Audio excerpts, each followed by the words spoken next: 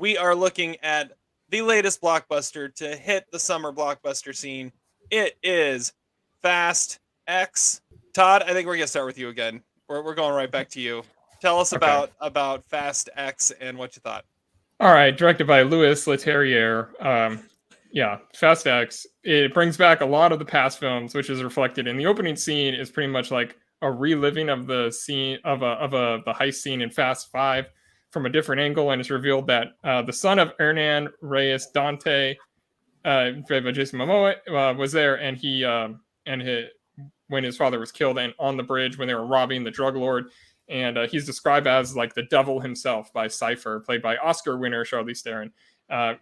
He's out for revenge on Dom, but he's not only trying to kill him, he's trying to make him suffer and hurt everyone around him, regardless of the body count. The movie goes all over the globe. We have double crosses, triple crosses, flaming 2-ton bombs, an ever-increasing cast, including Pete Davidson, and a boatload of fun. The flashback reimagining, I think, was brilliant. The way they interplayed Brian into it, and the establishing of new characters within an already complex scene was I think it worked really well. I really like the new characters. Rita Moreno is random, but she's awesome. Alan Ritchson, who you know as Thad in Blue Mountain State, he is terrific as this side character who becomes more important and will likely be like a centerpiece villain in the next film. Jason Momoa is amazing. Like, I can't express how great Jason Momoa is in this movie. He's basically like Heath Ledger's Joker. Yeah, like he has this way about him that is so goofy, but absolutely brutally evil at the same time. And his character has nothing to lose, and that makes him kind of scary. Every set piece is cool, even though it never really looks real. There are fun little side things going on, like Letty and Cypher have a fight, and Han and Shaw have a fight. And they really have nothing to do with anything, but they're pretty exciting to watch. The movie, to me, it has become like Charlie's Angels more than any other franchise. Like, they're really superheroes without superpowers. But Vin Diesel has absolutely taken control of this franchise, and you could tell like he is the creative force around this. And I think it's a good thing because he kind of made the franchise what it is, him along with Paul Walker. And this is all about family once again. There are more scenes than normal that are monologues and reminiscing about Dom and his giant family. And you could tell that Diesel is also in control because there's this total Xander Cage moment where he flies at the back of a plane and he looks at the camera as to say, like, I live for this shit. So we got Roman is back, and he basically has become Earl Montgomery. Like, he's so dumb, but somehow he gets himself integrated into the plot pretty heavily. The only thing he doesn't say is what the problem is. Yeah, he does. Exactly. There are times when he probably should have. The cliffhanger ending leaves you on a total like Bond movie thing, and it's pretty wild. Either you like the shit or you don't. I mean, it's freaking insane and compulsively watchable, and I kind of love it.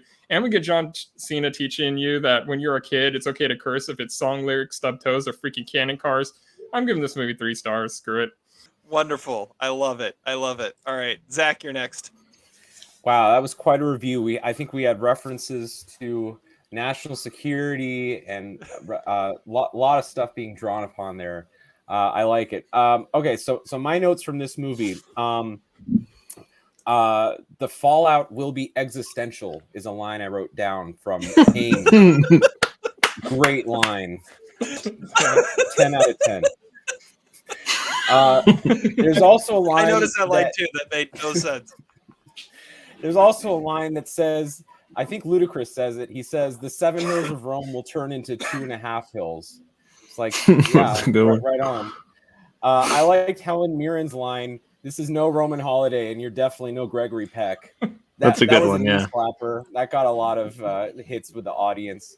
I like the subtitles, too, which are kind of like TikTok-esque YouTube short subtitles, where it's almost like kinetic typography. It doesn't even appear on the bottom of the screen anymore. Guys, I really thought that Jason Statham killed Han in a previous movie. How did that?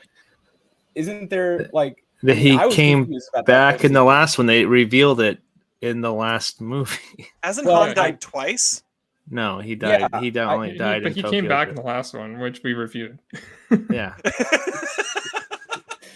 That leads me to my other point. Wasn't John Cena the villain at some point? How is he joined up with the family? In the last movie, In the last movie that you guys reviewed last year or a couple years ago, he was the villain, and then he realized family is stronger than anything, and he became a part of the family. The little Bri, poor little Bri. It's very inviting, man. I like the appearance from Rita Moreno, but I do kind of wonder, why wasn't she in the Rome scenes? I mean, isn't she with the book club? I thought they were all going to Rome. Why isn't she there? I thought she was still at the Super Bowl, but the digital. Yeah, she's in the Super Bowl movie, not in the book club movie. I forgot. The digital they're the same movie. It's easy to forget. The fireball that rolls down the hills of Rome and on the staircase, that felt like a nice tie-in to Oppenheimer. I felt like I was watching the preview from Oppenheimer. I like that at this point in the franchise, like, there's a bunch of shit that goes down. I get it. Basically, what it boils down to is you got to have faith. And you got to have faith in Christ. And I love when Vin is like taking off his faith and family. That's the important thing. I like that this went back to the roots a little bit. I do like the street race. I liked there's another good line I wrote down too. I was taking notes during this movie because I think everyone was on their cell phones too. If you want to be a saint, you have to perform miracles or die a martyr. That is Hall of Fame Fast and Furious writing right there. We all know that Paul Walker, not Paul Walker Hauser, but the actual Paul Walker, is coming back in the third installment of Fast 10, which we're going to call Fast 10-3, I think. Wasn't that Fast 30? I'm not sure, but we're getting a CGI Paul Walker at some point. The movie kind of felt a little bit like Rat Race in that they were all kind of in different areas in the world, and they were searching for something that I'm not really sure what it was.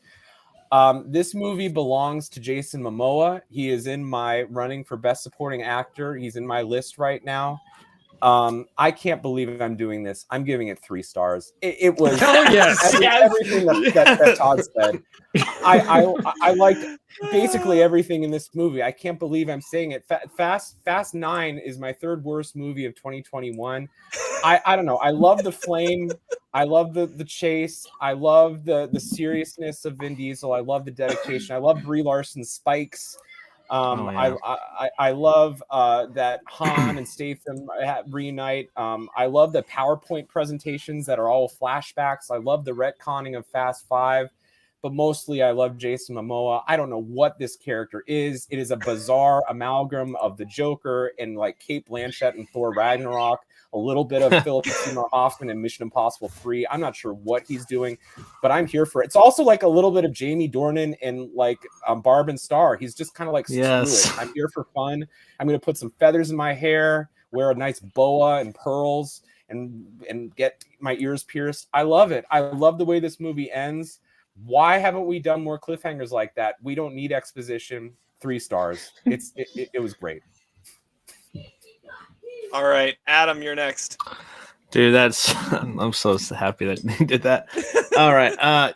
So this is Jason Momoa's movie, man. He's definitely in the running for one of my favorite performers of this last year. Man, he is definitely doing some really awesome things, but I'll touch on Brie Larson a little bit too. I think that she is way more charismatic in this big blockbuster movie than she ever was in Marvel so far. So there's so much charisma and personality there. Being Kurt Russell's daughter, you kind of have to do that in this franchise. So pretty awesome there. There's definitely way too many characters, but at the same time, who really cares? My wife and I had a conversation who they bring back, and I think the franchise inevitably does have a Paul Walker problem there. I know the family has signed off to have him appear in it, so he should be popping up in the next movie. I think also there's a couple of other people I would like to see pop up there. So seeing them going back and reintroduce the guy that shows up in Rio de Janeiro, who kind of sets up the meeting with Dom. He was in Fast 5, so it's really cool to see that. And I made me want to go back and watch the final scene in Fast 5 again. It's not too much of retcon. It was just one little scene that kind of got tweaked. But I enjoyed this movie a lot. Even though it's outrageous and dumb at times, it's just dumb fun. And John Cena takes great care with this child, and just proves again that these family members in this family with the Torettos take really good care of their kids. Jason Statham did a really great job taking care of little Brian when he was a baby. Now we see John Cena when he's a little older taking care of little Brian. I absolutely love it, and yeah, I'm all on board for this. And I love how they have to play a racing video game too. So in the game with Jordani Brewster's character, yeah, this is a 3-star film as well. So it's some dumb fun, but it's our kind of dumb, and it's a lot of fun. So. All right, I was gonna go 2.5, but screw it. We'll go 3 stars. Yes. This movie, it's just such dumb fun, and how much you enjoy it depends on how much you can turn your brain off. Yes. I will say, I mean, Zach's right. You have why not have these cliffhangers, and you don't need exposition anymore. Someone forgot to tell the writer of this that, because there was a half hour of exposition leading into the 10th installment in a franchise. You don't need that if it's the 10th installment in a franchise, and you know it's a movie about turning your brain off and just having fun watching stuff blow up. The special effects watching Rome go down were not good. I thought it felt like they like called the Vatican, and the Vatican was like, okay, you can blow up the Vatican as long as it looks like crap, so no one actually believes it. And so like, okay, we'll do that then. And so that's what they did. Have there ever been such polar opposite personas on screen than Dominic Toretto and whatever the hell Jason Momoa's character's name is? I mean, Dante, yeah. Because you've got Jason Momoa, he's a cartoon character. I mean, he is. Love it though. He is amazing. He's in a different movie. And then you've got Dom. He doesn't say anything unless he mumbles it. And it's so funny. The callbacks to everything. It's like everyone. They forget that everyone just watches these movies once in theaters when they come out and then forgets about them from then on. I don't know. I'll give it 3 stars because it was a blast of a 2.5 hours. Yeah, there was something else I was gonna say. Oh, yeah. So I go into what are the next movies gonna be called? I've got a conspiracy theory here. So this is Fast X. The next one's gonna be Fast Double X. And the finale is Fast Triple X, where Dom is saved by Xander Cage. Or Ice Cube. Yeah. And then we find out that Samuel Jackson has been behind it the whole time. Oh my God. Wouldn't that be he was Kurt Russell's boss. He was Mr. Nobody's boss. He's Dr. Nobody. Yeah, he's Dr. Nobody. Yeah. Dude, that'd be crazy. It just, yeah. I remember like listening to some of like the biggest rumors about what's going to happen in this movie. The most outrageous rumor was there's going to be dinosaurs in it because they both Universal has Jurassic Park, and they're like, well, we're going to put dinosaurs in it. I'm like, that would be but I would not be I would not. Yeah, if that dinosaurs popped up in the movie, I'm like, yeah, of course they would. Of course they would pop up in this movie. And then Jeff Goldblum shows up, and you're like, there we go. Life did find a way. Dom found a way. But I think it's so funny that Dom is the heart and soul of the movie, but I think he's the most like the least interesting character in the whole the movie now. Like I really liked what Ludacris and like the girl from Game of Thrones, Tyrese. It's the girl though. Ludacris, Tyrese, and the girl from Game of Thrones, Natalie, I think. Ramsey, that's who it is. Yeah. I think those are really awesome characters, and their little adventure with Pete Davidson's cameo, and the ending was phenomenal. Like that, my wife didn't even pick up on who that was. We're not gonna spoil that, but that was pretty awesome throwback there. But yeah, and that end credit sequence. Did you see the end credit sequence? Yeah, I even stayed for that. Yes, that was amazing. It's great. It's great. Bring it on. Outside of Jason Momoa, I would say the best scenes were the scenes with John Cena and the kid. Oh, like those of course. Are outside of Jason Momoa doing whatever the hell he was doing, painting fingernails of dead guys. Well, I like Alan Ritchson too. He was he's really cool. He had a whole plot going on that I wasn't really sure. I don't even know what his motivations are, but it was kind of fascinating because he was absolutely playing both sides. So Yeah, I love it. Yeah, he was really great in that one too. I'm not sure why this movie was better than Fast 9. I think Fast 9 contained a lot of this same shit. But Fast 9, when I think about it, I only think of two things, which is Ludacris in outer space, which if that's not jumping the shark, I don't know what is. And Charlize Theron wasted in a glass role because in a glass cage because she didn't want to actually do any filming. And this movie, I will remember for the flaming ball going through Rome. I think I will remember it for the cliffhanger ending. And of course, I'll remember it for Jason Momoa. And, you know, you want to say, okay, well, the space scene was jumping the shark, and that was a move of desperation. Although I am kind of intrigued by the prospect of having dinosaurs in Fast X2. But It would be crazy, dude. It was so nuts.